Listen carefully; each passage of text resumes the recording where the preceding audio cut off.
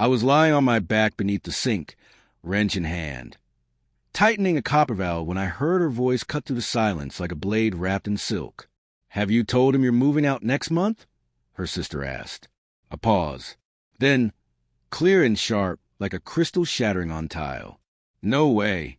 I need to lock down my promotion first. Then I'm taking half the accounts."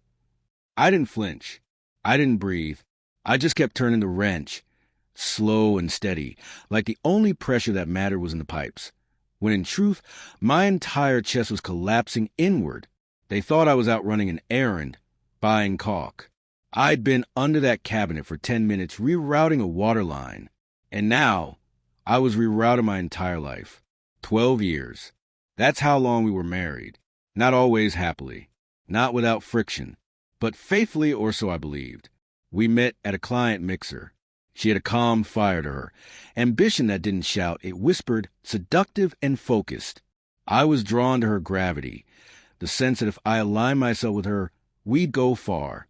We built a home, a business, a shared vision. I gave her everything: access, trust, passwords, contracts, even parts of my legacy. But she only trusted me with surface things, with the mask, not the mirror. It started quietly. Her phone always locked. Her hours at the office growing longer, but not aligning with her calendar. Her excuses polished, smooth, deceptively beautiful, like pearls hiding grit. I ignored it, because I was raised to believe in commitment, because I wanted to, until I heard with my own ears, betrayal. Stripped of all its camouflage, there under the sink like a confession meant for God, but caught by the plumber. Something in me changed that day. I finished the kitchen renovation like a man possessed, silent, focused, not a wasted movement. I laid every tile with surgical calm while she lounged at the table, scrolling her phone, legs crossed on the furniture I built. She smiled at me like I was invisible, like I was part of the background. I gave myself 5 days. 5 days to observe, to prepare, to dismantle her carefully constructed lie.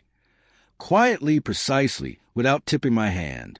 She had no idea that every file on our shared firm's drive was mirrored to a private server under my name. That 6 months ago, anticipating licensing issues with competitor, I'd added myself as the sole proprietary owner of all our designs. Every contract, every brand asset, every line of code. Mine. She wanted half the accounts.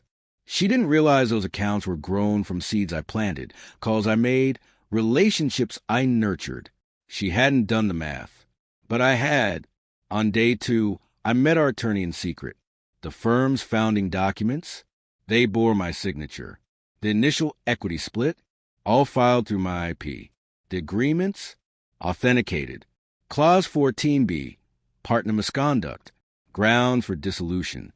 Day 3, I redirected all automatic payments linked to our joint accounts into a private trust. She never noticed. She was too busy sending hearts to someone named D. Day 4, I cloned her phone. It was real. The affair, the job offer in Chicago, the plan to empty me out emotionally, financially, professionally, and play the victim in the fallout. It was all there, in her own words. Amateur hour. On day 5, I made dinner. She looked up at the wine and smiled. Curious. What's the occasion? I said, a promotion-worthy wife deserves to be celebrated. She beamed, raised her glass, toast dripping with fake affection. After dessert, I slid an envelope across the table. What's this? She asked, her tone flirtatious. A thank you gift, I said calmly. Inside was a single sheet of paper. Her resignation from the firm, pre-stamped with her digital signature, one she'd carelessly saved to our shared drive. Attached was a legal separation of assets, showing her share, 11%, calculated by logged hours, signed clients, and verifiable contributions. Her face lost all color. I never agreed to this. I tilted my head slightly. You did the moment you plotted to gut the company. Clause 14B. She reached for her phone. I was already ahead. The board's been notified, I said, and your access revoked. The accounts? Staying with me. Read the contracts. You sign off on all of them. You're bluffing, she hissed. I slid a tablet toward her. Open chat logs with D. Screenshots. Voicemails. Hotel receipts. Plans to rob me blind. Every lie cataloged and curated for maximum clarity. She sat back, stunned, eyes wide, shaking. I leaned forward, voice calm, lethal. You underestimated the man who built your kitchen from the studs. You thought I wouldn't hear, but I did, and I always finish what I start. The fallout came fast.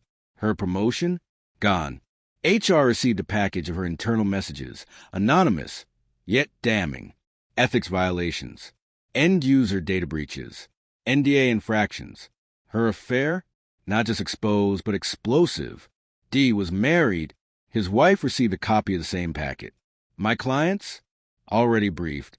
My contracts? Airtight. My reputation? Intact. She walked away with only her severance. And that was generous, considering the knife she tried to twist in my back.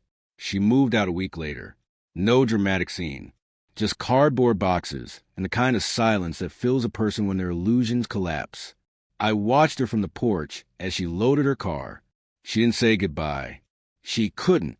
She had nothing left to say. But I didn't need an apology. I didn't crave tears. I didn't want an explanation. Revenge isn't fury. It's architecture. It's restraint. It's letting someone dig their own grave while you draft a blueprint for their collapse. She thought I was just a contractor, just a man with a wrench and a wedding band.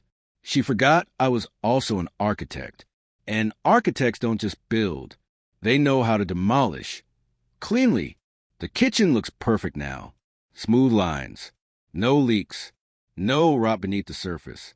Unlike her. I don't miss her. But sometimes, late at night, when the house is quiet and the hum of peace feels earned, I replay the look on her face when she opened that envelope. That was the moment she realized. The man she betrayed wasn't beneath her. He was beneath the sink. Listening. Planning. Finishing.